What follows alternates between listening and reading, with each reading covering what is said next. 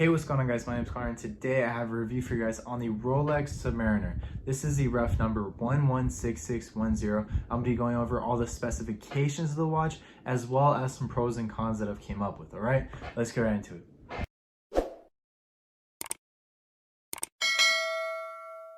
Alright guys, so before I get into the actual watch, I just want to tell you guys that the retail cost of this watch was $8,550, okay? And with the manufacturing currently being stopped in Switzerland, you can see these watches for pretty much anywhere between $10,000 and $12,000 depending on the year, what it comes with, and by that I mean is it a full set or not, as well as the condition of the watch, okay? But assuming that you got a full set, which means you have the box and the papers and the warranty and all that, you're going to have this little booklet right here, okay? And I'm not really supposed to show the serial number, so I'm not going to, because it can be copied over and someone selling a fake watch can say that this is a serial number of the watch, you get it checked, it's a legit serial, and then they scan you. So I'm not going to be showing that, but I will show you that the ref number of this watch is a 116610, and it has a black index. That's just kind of like the extra details that they add, but I'm not going to show the serial. But getting past that, some of the other booklets that this is going to come with is the factory service right here, all the information you need on that, as well as the warranty booklet. And lastly, I have the Rolex Submariner date. So this is going to have pretty much all the specifications that I'm going to share with you guys in this video and a bit more. Yeah, if you guys want to see it, I'll just scan through it super quickly. Pictures. Yeah, feel free to like pause on something if you guys want to see it, but that's going to have some of the extra details on it. And then this is just going to say like important instructions, keep all your stuff in it, because that's the best thing to do. You always want to have a complete set, in my opinion, so you can keep the most value in the watch, because people that usually say like, oh, I usually don't keep that kind of stuff, usually they're lying and they're trying to scam you, because pretty much anyone that is willing to put up that much money for a Rolex understands that you want to keep that information to keep it valued as high, because you can, this watch would probably be worth about $500 less if it wasn't a full set, maybe even more. Okay, so now getting into the actual watch, you can see the beautiful Rolex green. And this one looks, if you don't know, Rolex boxes come in different sizes. This one looks to be a medium or a large. It's probably not, it's definitely not an extra large. I've definitely had bigger boxes than this, but it looks like a medium or a large. And then you can see the gold crown, and opening it up, boom, you have the Submariner right there.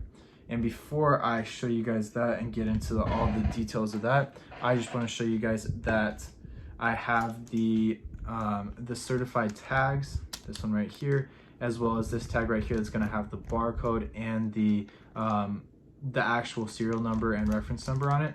And then I also have the extra links. And just a little tip, if you guys have Rolex and you took off the links and you guys are deciding like, should I get rid of them? I'm never going to use them.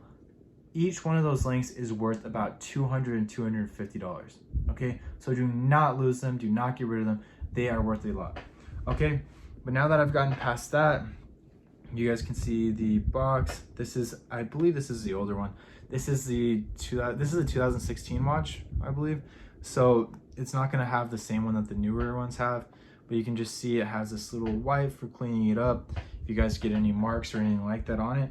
But I'll just open this up with, this is a watch to wear. This watch is extremely durable, and it is one that's meant to be worn and meant to pretty much be abused, even though people are scared to do it. So getting into the specifications of the watch, okay, this is obviously a 40mm Oyster case. Okay, the bezel has a 60-minute display, so obviously you can see the 10, the 20, 30, 40, 50, and then this represents the 60.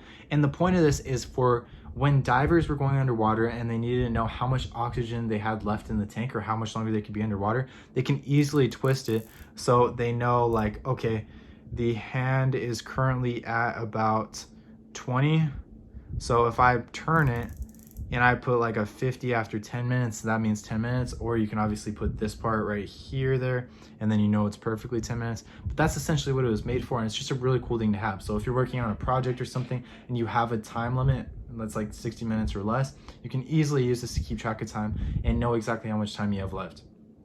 And obviously it has the date right here. There is a 114060, which essentially is the same model as this, but without the date. This one runs for like $1,500 more, but I prefer the date, so you can just keep track of the days and exactly what you're doing and just use this watch as an everyday watch. But it is a ceramic bezel, which is an upgrade from the 16610, which is the previous model, which I believe was before 2011. So before, this bezel right here was not as scratch resistant. It was easily getting chipped up, so they made it ceramic. So it is really hard. But if you hit it hard enough, believe it or not, it will actually crack. It won't really scratch, it'll actually crack, but that takes a lot. Okay, and then looking at the crown, it is a screw down triple waterproof system. Okay, so essentially what that means is you have 3 different layers and 3 different places to pull it out. Okay, so if you twist it, you pull it up once, that is going to change it so that you can wind up the watch. You pull it up again, that's going to switch the date. And then you pull it up one more time, you're gonna be able to switch the time. And it's supposed to be waterproof. But my advice to you is, if you're planning on wearing this underwater, please, please, please do not destroy your Rolex by not tightening this enough. You really need to tighten it like all the way. Make sure you cannot tighten it anymore, because that's essentially the place where the water is going to get in, okay? And then the crystal on the face of this watch is a sapphire crystal. It's scratch resistant. It's really, really hard to crack. And I actually saw a video of this guy that cheated on his wife and got caught, and she tried to step on this with her heel and she wasn't even able to break it. So he walked away with this watch, which is pretty sick. But obviously, like I said, the Cyclops lens, that's what they call it, because it's like one eye on this watch, and it's waterproof up to 300 meters or 1,000 feet. And I trust that. If I would honestly probably be comfortable swimming in this watch. I have not yet, but if I was going to swim in any watch, it would probably be this, or probably the Sea Dweller. I'm sure there's better ones, but this one is just like known for it. Okay, and then it has a 48-hour power reserve. So what that means is essentially not that it just keeps track of time for 48 hours, but if you're not wearing this watch and it's just sitting away and it's not getting any movement or anything like that, then it will last 48 hours and keep the time perfectly, okay? And then the bracelet is also an Oyster steel, like I said the case was, as well as the clasp, okay?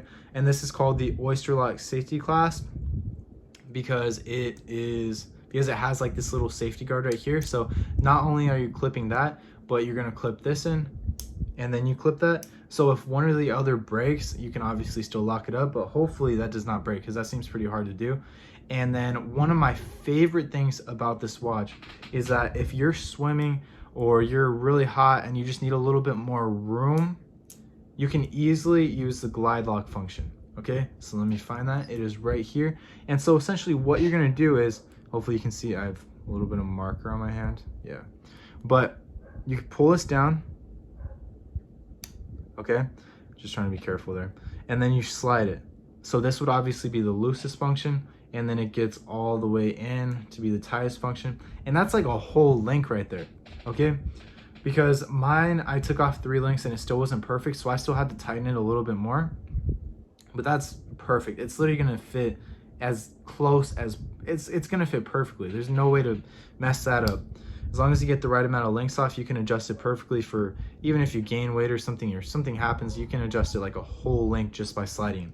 Okay, and obviously the face, you can see it's a black face with lume. So that means when it's dark, all these white parts, all the ticks and the dots right here, they're going to light up, including the arrow and including the actual hands right here. And it's not like a light up like, oh shoot, it's shining in my eyes. It's really just like a soft glow. It's really like, people aren't going to be like, oh shoot, your watch is shining at me. It's more like a soft glow to where if you're looking what the time is, you can easily tell. Okay, and a couple of the pros that I came up with this watch and the times that I've worn it is, I've noticed that it's really, really just a tough watch. You know, like I feel more comfortable wearing this than even some of the cheaper watches through different daily activities where I usually worry about damaging them. Okay, such as if I were to swim and I had to pick a watch to swim in, this would be one of my go-tos. If I'm running or something, I would be comfortable wearing this, because this will adjust perfectly to where it's not swinging, and it will also has a lot of a lot of scratch resistant materials on it, such as the ceramic bezel, the sapphire crystal face, and it is hard to scratch this. Worst case scenario, you have to polish it, which you do not want to do unless you have to, but that's one of the functions that I like about it. It's a really strong watch that you can pretty much use with any daily activity that you're going through. And also, people know it's a Rolex.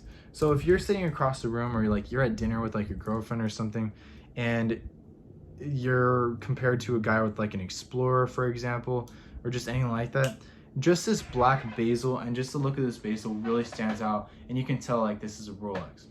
Okay, and my last pro of this watch is that it is black and silver, so it's pretty versatile with almost any outfit. Okay, so you're wearing it with the black shirt, you're wearing it with the white shirt, you can dress it up, and you can also dress it down. But that is one of my favorite things about this watch, because you can always wear it for not only the reason that it goes along with the outfit, but also for the reason that it's very, very scratch resistant, it's tough, and it's also waterproof. So thank you guys for watching. Let me know what you guys think of this watch, okay? How does it compare to the No Date? How does it compare to other Rolexes that are maybe less expensive or more expensive? Because in my opinion, I love this watch, again, because not only does it stand out as a Rolex and people know what you're wearing, and they'll like double look at it. They'll be like, oh shoot, that's a Rolex. But also that it's super strong, and not just being scratch resistant in most parts of the watch, but also because it's waterproof. And if you're just washing your hands or you're just nervous about something, as long as that crown is tightened, I almost have no worries, no stress at all. So thank you guys very much for watching this video, and I'll see you guys in the next one.